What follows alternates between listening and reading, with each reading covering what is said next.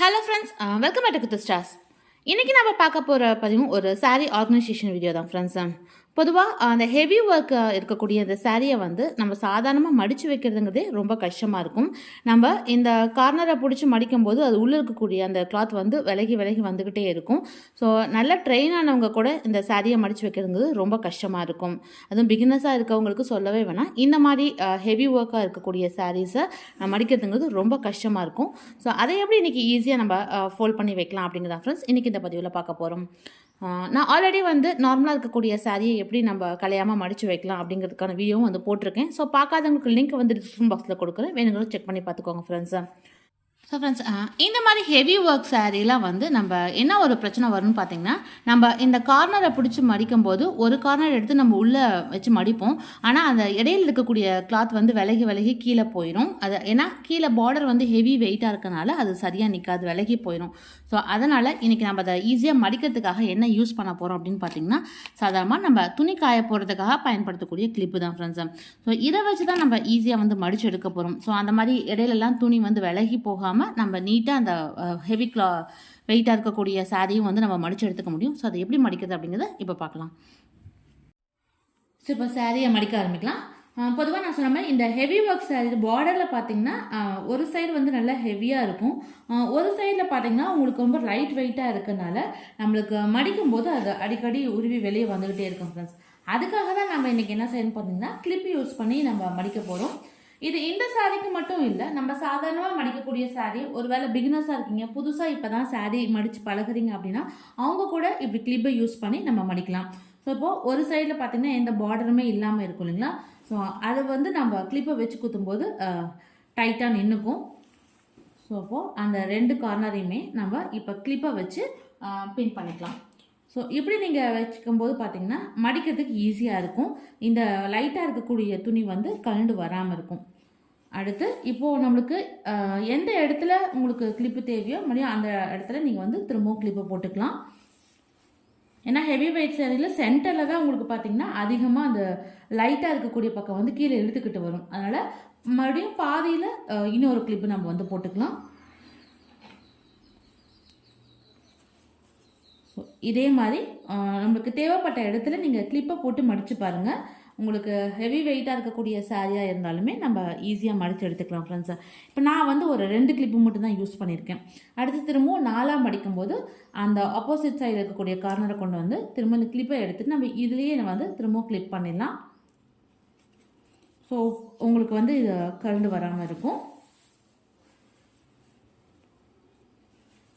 So இப்படி நம்ம clip போட்டு மடிக்கிறதுனால என்ன ஆகுன்னு பார்த்தீங்கன்னா உங்களுக்கு டக்குன்னு மடித்து முடிச்சிடலாம் ஃப்ரெண்ட்ஸ்.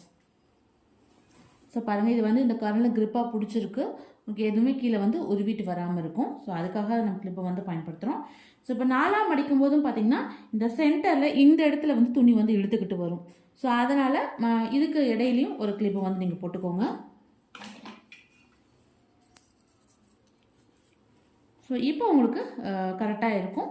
அடுத்து நம்ம எப்பயும் போல் சாரியை மடித்து எடுத்துக்கலாம்.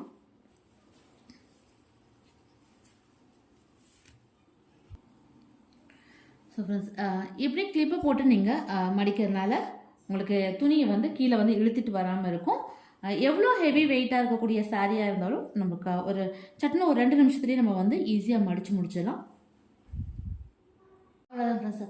இனி நம்ம 4ஆக மடித்ததுக்கப்புறமா எப்பயும் போல் நம்ம சாரியை கீழே போட்டு நம்ம மடித்து எடுத்துக்கலாம். ஸோ இந்த மெத்தடில் நீங்கள் மடிக்கும்போது பார்த்தீங்கன்னா உங்களுக்கு அது உள்ளுக்குள்ளே வந்து அந்த லைட்டாக இருக்கக்கூடிய துணி வந்து ஒரு வீட்டு வராமல் இருக்கும். கொஞ்சம் ஈஸியாகவும் நம்ம மடித்து வச்சுக்க முடியும். ஸோ நீங்களும் இதை ட்ரை பண்ணி பாருங்கள் ஃப்ரெண்ட்ஸ். மெத்தட் பார்த்தீங்கன்னா மெயினாக இந்த மாதிரி ரொம்பவும் சாஃப்ட் கிளாத்தாக இருக்கக்கூடியது, இந்த மாதிரி கிளாத்தில் இருக்கக்கூடிய சாரிலாம் வந்து மடிக்கிறதுங்கிறது ரொம்ப ரொம்ப கஷ்டம். ஏன்னா கீழே இருக்கக்கூடிய பார்டர் பார்த்திங்கன்னா ரொம்ப ஹெவியாக இருக்கும். ஸோ இதுக்கு ஈக்குவலாக நம்ம இதை வச்சு மடிக்கிறதுங்கிறது ரொம்ப கஷ்டமாக இருக்கும். சில டைமில் இது அடிக்கடி உருவிக்கிட்டே வரும். ஸோ அந்த டைம்லலாம் நீங்கள் இந்த மாதிரி நான் சொன்ன மாதிரி கிளிப்பை யூஸ் பண்ணிவிட்டு நீங்கள் மடித்து பாருங்கள். உங்களுக்கு களைஞ்சி வராமல் இருக்கும். ரொம்ப நீட்டாகவும் நம்ம சீக்கிரமாக மடித்து எடுத்துக்க முடியும். ஸோ ஃப்ரெண்ட்ஸ், இந்த மாதிரி ஹெவி ஒர்க் சாரியை நம்ம மடித்து வச்சதுக்கப்புறமா நம்ம என்னதான் பீரோவில் அப்படியே எடுத்து வச்சாலும் இது வந்துட்டு அடிக்கடி வந்து கலையிறதுக்கு வாய்ப்பு இருக்குது. ஏன்னா கொஞ்சம் நீங்கள் எடுத்தீங்கனாலுமே இது வந்து சீக்கிரமாக கலைஞ்சிரும். ஸோ அதுக்கு நம்ம என்ன செய்யலாம் அப்படின்னு பார்த்தீங்கன்னா, இதெல்லாம் வந்து நம்ம அடிக்கடி எடுத்து யூஸ் பண்ண மாட்டோம். ரேராக எப்போயாவது ஃபங்க்ஷன்ஸில் மட்டும்தான் நம்ம கட்டிட்டு போவோம். ஸோ அதுக்கு நம்ம என்ன பயன்படுத்தலாம் அப்படின்னு பார்த்தீங்கன்னா ஃப்ரெண்ட்ஸ், இந்த மாதிரி தலகாணி உரை நம்ம வீட்டில் இருக்கும் இல்லைங்களா? ஸோ அதில் வந்து நம்ம உள்ளே போட்டு வச்சு நம்ம கவர் மாதிரி க்ளோஸ் பண்ணி வச்சிடலாம். ஸோ அதனால் உங்களுக்கு சாரியும் வந்து கலையாமையும் இருக்கும். நமக்கு பீரோவில் வச்சாலும் பார்க்குறதுக்கு ரொம்ப நீட்டாகவும் இருக்கும். ஸோ இந்த மாதிரி உள்ளுக்குள்ளே போட்டு நம்ம க்ளோஸ் பண்ணி வச்சிடலாம். ஏன்னா இதெல்லாம் வந்து நம்ம அடிக்கடி எடுக்க மாட்டோம் இந்த சாரீஸ்லாம். ஆனால் நம்ம பீரோவில் ஓப்பனில் அப்படியே நீங்கள் வச்சிங்கன்னா கண்டிப்பாக வந்து இது அடிக்கடி கலைஞ்சி விழுந்துகிட்டே இருக்கும். நம்ம திரும்ப திரும்ப இதை எடுத்து மடித்து வைக்கிற மாதிரி தான் இருக்கும். ஸோ அதுக்கு நம்ம இந்த மாதிரி உள்ளே போட்டு வச்சிடலாம் ஃப்ரெண்ட்ஸ். ஸோ இதில் பார்த்தீங்கன்னா நான் 2 சாரியுமே உள்ளே போட்டுட்டு இந்த மாதிரி நான் க்ளோஸ் பண்ணி வச்சுட்டேன். ஸோ இப்படி நீங்கள் மடித்து வச்சுருங்க. பீரோவில் வந்து உங்களுக்கு துணி வந்து கலையாமே இருக்கும். நம்ம அடிக்கடி எடுத்து மடித்து வைக்கணுங்கிற அவசியம் கிடையாது. அதே மாதிரி நீட்டாகவும் நம்ம ஆர்கனைஸ் பண்ணி வைக்கலாம். ஸோ ஃப்ரெண்ட்ஸ், இன்றைக்கி பார்த்து இந்த டிப்ஸ் கண்டிப்பாக உங்களுக்கு யூஸ்ஃபுல்லாக இருந்திருக்கும்னு நினைக்கிறேன். நீங்களும் இதை ட்ரை பண்ணி பாருங்கள். ட்ரை பண்ணி பார்த்துட்டு இந்த மெத்தட் உங்களுக்கு பிடிச்சிருந்தா அப்படிங்கிறத மறக்காமல் கமெண்ட்டில் சொல்லுங்கள். மீண்டும் அடுத்த நல்ல ஒரு யூஸ்ஃபுல்லான வீடியோ உங்களை வந்து சந்திக்கிறேன். நன்றி.